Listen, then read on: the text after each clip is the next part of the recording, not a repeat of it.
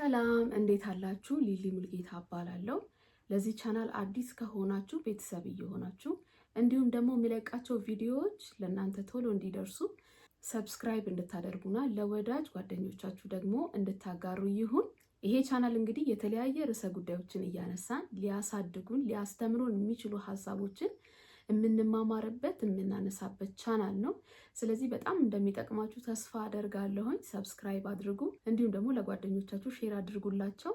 የምለቃቸው ቪዲዮዎች ቶሎ እንዲደርሷችሁ ደግሞ ሰብስክራይብ ማድረግን እንዳትረሱ።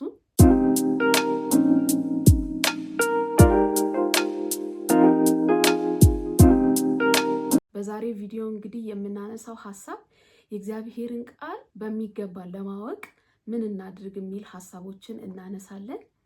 እኔ እንግዲህ በህይወቴ እየጠቀሙኝን የረዱኝን የእግዚአብሔርን ቃል ለማንበብ የእግዚአብሔርን ቃል ለማወቅ ለማጥናት በጣም የጠቀሙኝን ቲፖችን ነው በዚህ ቪዲዮ የምነግራችሁ ማለት ነው።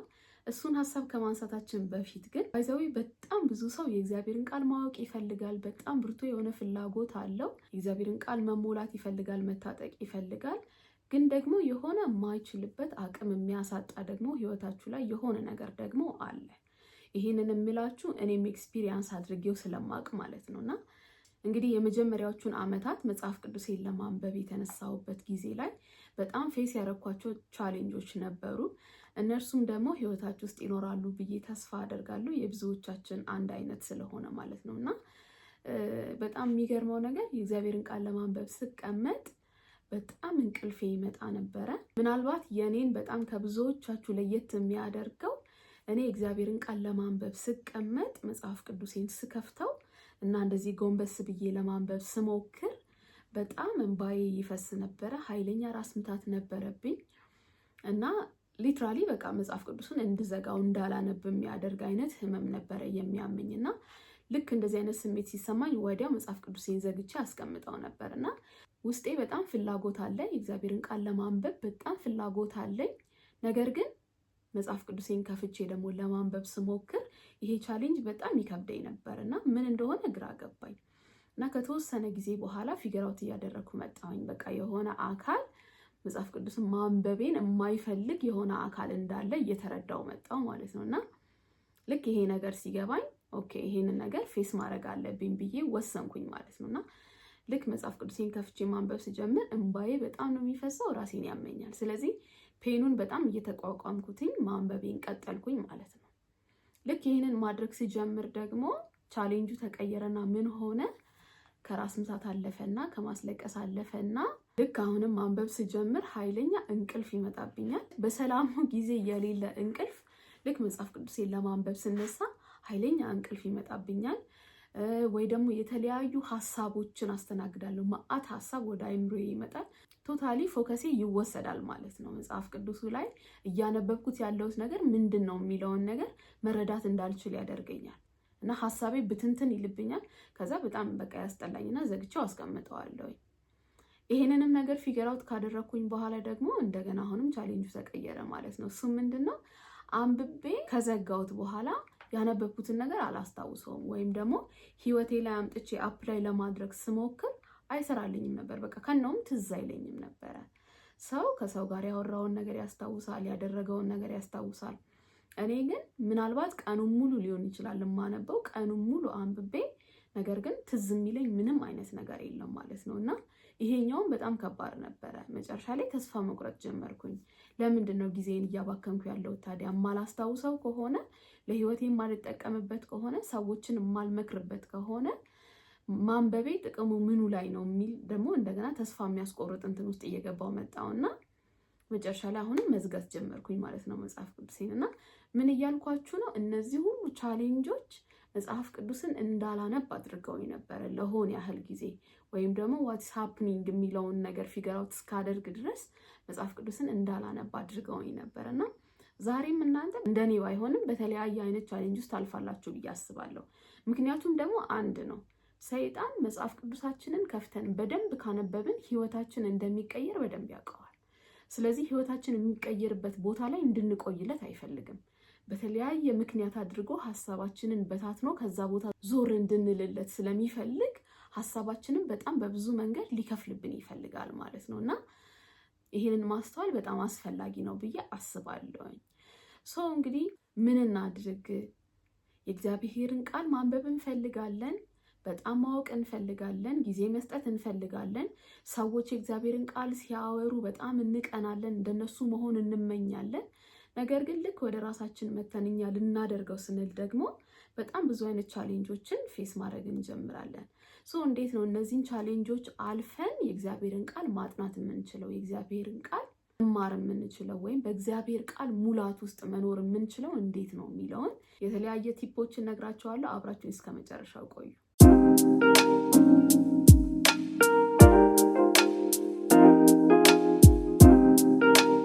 እሺ እንግዲህ የመጀመሪያው የእግዚአብሔርን ቃል ለማንበብ ስንነሳ ማድረግ ያለብን የመጀመሪያውና ዋነኛው ብዬ የማስበው ነገር ጸሎት ነው። ምክንያቱም ቅድም እንዳልኳችሁ ሰይጣን በጣም በዚህ ቦታ ላይ እንዳንቆይ፣ መጽሐፍ ቅዱሳችንን እንዳናነብ የተቻለውን ሁሉ በማድረግ አቅሙን ሁሉ አሟጦ የሚጠቀምበት ቦታ ነው ይሄ ቦታ። ስለዚህ በጣም ቻሌንጅ ያለበት ቦታ መሆኑን አውቀን የመጀመሪያ መጽሐፍ ቅዱሳችንን ለማንበብ ስንነሳ ማድረግ ያለብን ነገር በጣም ጸሎት ማድረግ አለብን። የምንጸልየው እንዴት ነው? መጽሐፍ ቅዱስን ማንበብ እፈልጋለሁኝ፣ መረዳት እፈልጋለሁኝ። ስለዚህ እግዚአብሔር አምላክ ሆይ የማነበውን ነገር ማስተዋል እንድችል፣ ከህይወቴ ጋር ማዛመድ እንድችል፣ ለመለወጥ እንዲጠቅመኝ። ልክ ሰው ምግብ በልቶ የበላው ምግብ ተስማማው የሚባለው ከሰውነቱ ጋር ሲዋሃድ እንደሆነ ሁሉ የምናነበው የእግዚአብሔር ቃል ከህይወታችን ጋር እንዲዋሃድልን እግዚአብሔር እንዲረዳን ወይም በመንፈስ ቅዱስ አማካኝነት ጸጋውን እንዲያበዛልን ከእግዚአብሔር አቅምን ጸጋን መጠየቅ አለብን ማለት ነው። ስለዚህ የመጀመሪያው የእግዚአብሔርን ቃል ለማንበብ ከመነሳታችን በፊት ይሄ ቦታ ቻሌንጂንግ እንደሆነ፣ በጣም ብዙ ቻሌንጅ እንዳለበት አውቀን መጀመሪያ መጸለይ፣ የእግዚአብሔርን እርዳታ መለመን በጣም አስፈላጊ ነገር ነው። ለቻሌንጅ ብቻ ደግሞ ሳይሆን ቃሉን ራሱ ያነበብነውን ቃል ራሱ ምን ማለት እንደሆነ እግዚአብሔር እንዲያበራልን እንዲያብራራልን የእግዚአብሔር እርዳታ ያስፈልገናል። ጀስት ማንበብ ስለቻለን ብቻ የእግዚአብሔርን ቃል እናነባለን ማለት አይደለም። ምክንያቱም የተጻፈው በሰው ቋንቋ ቢሆንም ነገር ግን የተጻፈበት ዋና ኢንቴንሽን ያለው እግዚአብሔር ጋር ስለሆነ ያንን የተጻፈበትን ዋና ዓላማ መረዳት እንድንችል የእግዚአብሔር እርዳታ ከምታስቡት በላይ ያስፈልገናል።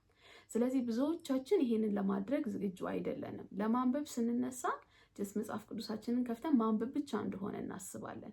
ነገር ግን ይሄ ስፒሪቹዋል ስለሆነ ውጊያ አለበት። ሰይጣን በዚህ አቅጣጫ ላይ በጣም ብዙ ሰዎችን ይዋጋል። ምክንያቱም መጽሐፍ ቅዱስን ካነበቡ ህይወታቸው ተለውጦ እንደሚቀር በደንብ አድርጎ ስለሚያውቅ ማለት ነው። ስለዚህ ውዶች የመጀመሪያው ልናደርግ የሚገባው ነገር ምንድነው? ከእግዚአብሔር ዘንድ እርዳታ መለመን በጣም አስፈላጊ ነገር ነው። ወደ ሁለተኛው ሐሳብ እንሂድ። ፕሮግራም ማውጣት ነው። እንግዲህ ብዙዎቻችን ቅድም እንዳልኳችሁ የእግዚአብሔርን ቃል ማወቅ እንፈልጋለን፣ ማንበብ እንፈልጋለን፣ ግን ቋሚ የሆነ ስኬጁል የለንም። ጀስት አይዲያሊ ብቻ አእምሯችን ውስጥ ቃል ማንበብ እንዳለብን ብቻ እናውቃለን እንጂ በትክክል ስፔሲፊክሊ የወጣ ፕሮግራም የለንም። ስኬጁል ከሌለን በዚህ ሰዓት ይሄንንና ይሄንን አደርጋለሁ፣ የእግዚአብሔርን ቃል ለዚህ ያህል ደቂቃ አነባለሁ ብለን ስኬጁል እስካላወጣን ድረስ ምን ሆነው እንዴት ነው? በኋላ አነበዋለሁ፣ ነገ አደርገዋለሁ፣ ጠዋት አደርገዋለሁ ወይ ማታ አደርገዋለሁ እያልን ራሳችንን እያዘናጋን በዛው እንረሳዋለን። ስለዚህ ሁለተኛው ማድረግ ያለብን ነገር ፕሮግራም ማውጣት አለብን። ምን ሰዓት ለእግዚአብሔርን ቃል ለማንበብ ምቹ ሰዓት ነው ለኔ የሚለውን ፊገር አውት እናደርጋለን። ከዛ በኋላ በቀን ውስጥ ሊሆን ይችላል፣ ቀን ሊሆን ይችላል፣ ጠዋት ሊሆን ይችላል፣ ወይ ማታ ሊሆን ይችላል።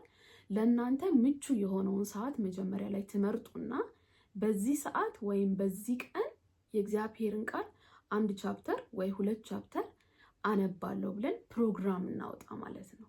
ይሄ ምንድነው? አእምሮአችን አንዴ ከነገርነው የእግዚአብሔርን ቃል አነባለሁ ብለን ፕሮግራም አድርገን ለአእምሮአችን ከነገርነው ልክ ሰዓቱ ሲደርስ አእምሮአችን ጥያቄውን ስለሚጠይቀን ማለፍ አንችልም።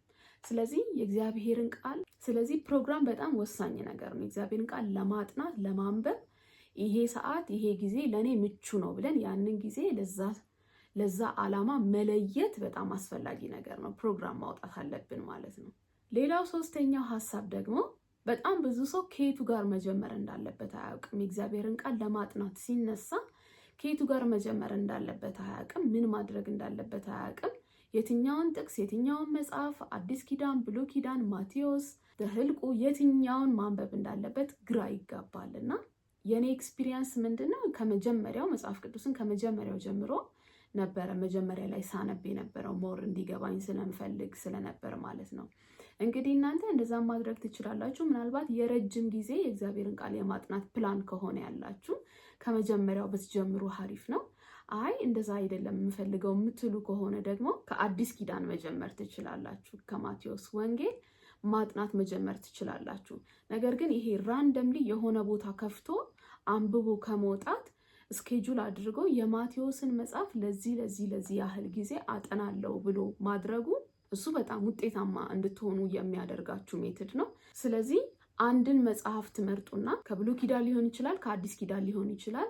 ለእናንተ በጣም በዛ ሰዓት አስፈላጊ የሆነውን መጽሐፍ መርጣችሁ ያንን ወር ወይም ያንን ዓመት ወይም ያንን ሳምንት እዛ መጽሐፍ ላይ ስፔንድ ለማድረግ ታይማችሁን ስፔንድ ለማድረግ መወሰን። ማወቅ ያለባችሁ ነገር ዋናውና ወሳኙ መጽሐፍ ይሄ የማቴዎስ ነው የኤፌሶን ነው የሚባል ነገር የለም።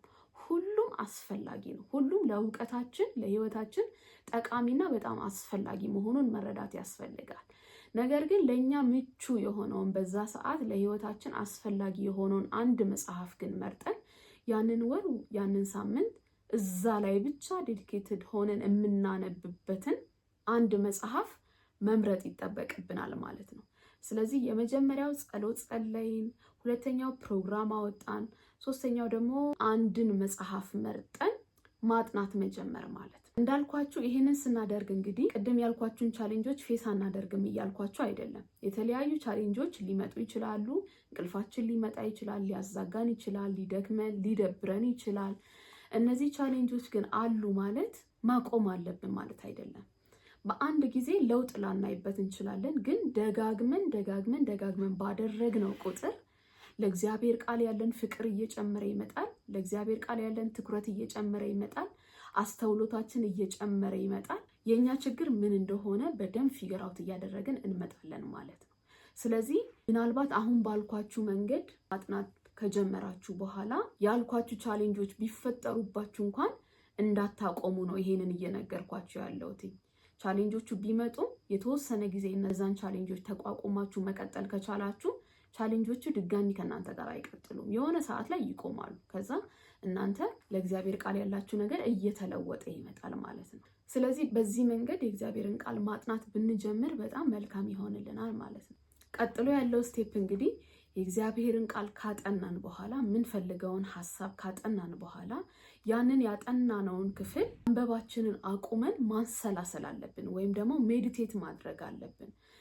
ምናልባት አይኖቻችንን ጨፍነን ሊሆን ይችላል፣ ወይም ደግሞ ኮንሰንትሬት ማድረግ የምትችሉም ከሆነ ችግር የለውም ባትጨፍኑ።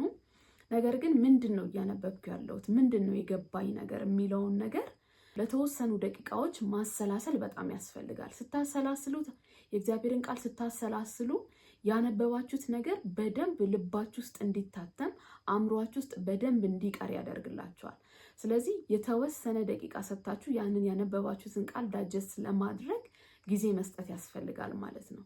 ምንድን ነው ያነበብኩት ሐሳብ ከኔ ህይወት ጋር እንዴት ነው የሚዛመደው? እዚህ ነገር ላይ ደካማ ነኝ ወይ? እንዴት አድርጌ ነው ይሄንን በህይወቴ ላይ አፕላይ ማድረግ የምችለው የሚለውን ሐሳብ በደንብ እያሰላሰላችሁ ስትመጡ በደንብ ከእግዚአብሔር ቃል ጋር ኢንጌጅ ታደርጋላችሁ ማለት ነው። ይሄ ሆነ ማለት ደግሞ በቀላሉ ከውስጣችሁ ያነበባችሁት ክፍል አይጠፋም ማለት ነው። ቀጥሎ ያለው ስቴፕ ደግሞ የበለጠ ይሄንን የእግዚአብሔርን ቃል በህይወታችሁም ላይ አፕላይ እንድታደርጉ ደግሞም እንዳትረሱት የሚያደርጋችሁ የመጨረሻው ስቴፕ ደግሞ ያንን ያነበባችሁትን ክፍል በጸሎት ከህይወታችሁ ጋር ማዋሃድ። በጣም ብዙ ሰዎች በጸሎት ስፍራቸው ላይ ሆነው ሲጸልዩ የሚጸልዩት ጀስት ፍላጎታቸውን ብቻ ነው፣ ወይም እግዚአብሔር በህይወታቸው ላይ እንዲያደርግላቸው የሚፈልጉትን ነገር ብቻ ይጸልያሉ። ነገር ግን ጸሎታችን በጣም ውጤታማ የሚሆንበት አንዱ መንገድ እንደ እግዚአብሔር ቃል መጸለይ ነው። እንደ እግዚአብሔር ቃል መጸለይ ማለት ያነበብነውን የእግዚአብሔር ቃል ላይ ቆመን ባነበብነው በእግዚአብሔር ቃል መሰረት ለህይወታችን መጸለይ።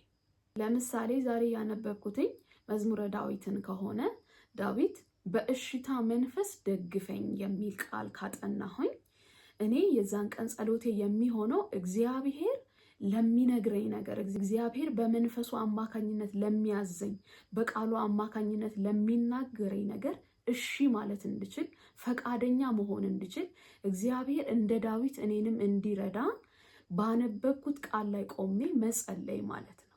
ይሄ ማለት እንዴት ህይወታችሁን ሊሰራ እንደሚችል ማሰብ ነው የሚከብዳችሁ። በጣም በህይወታችሁ በእግዚአብሔርም ቃል እንዲሁም በጸሎት ህይወታችሁ ውጤታማ የምትሆኑበት በጣም የሚሰራ ሜተድ ነው።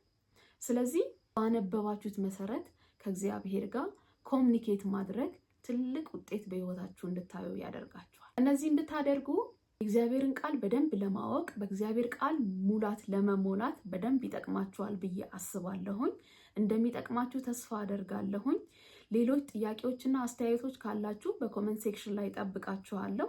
ለብዙዎች መድረስ እንዲችል ደግሞ ይህንን ቪዲዮ እንድታጋሩ ሼር እንድታደርጉ ይሁን። በሌሎች ቪዲዮዎች እስከምንገናኝ ድረስ ተባረኩ። ቻው።